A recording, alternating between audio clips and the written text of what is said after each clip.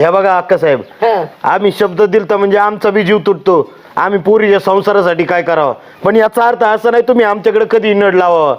अहो पोरीला एवढा त्रास दिला तुम्ही, उपाशी राहिली सकाळपासून पोर माझी. ह्या बघा रानात पाठवलं त्याच्याबद्दल मला काय नाही, तिचं संसार आहे, तिने काम केलंच पाहिजे.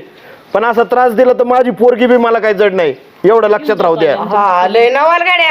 आताच्या काळात कुणीतरी उपाशी राहता का? नाश्ता केल्याशिवाय घराच्या बाहेर नाही निघत. आणि माझी पोरगी जड नाही, ह्यो अर्थ कंचा झाला?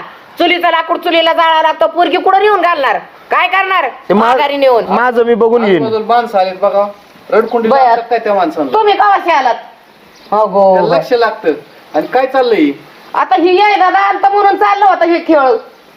ते आले नाही, मी ऐकलं आता तुमचं लक्ष नाही इथपर्यंत तुम्ही त्यांना वाढताय. भांडत नाही त्यांना आम्ही. मग गोडीने चाललंय सांगणं, पण पोरगी बोलायची कशी? पोरगी घेऊन जायची तयारी चालली आणि तुम्ही हे बघा मी सांगतो, तुम्ही जसं यांचं जावं आहे तसं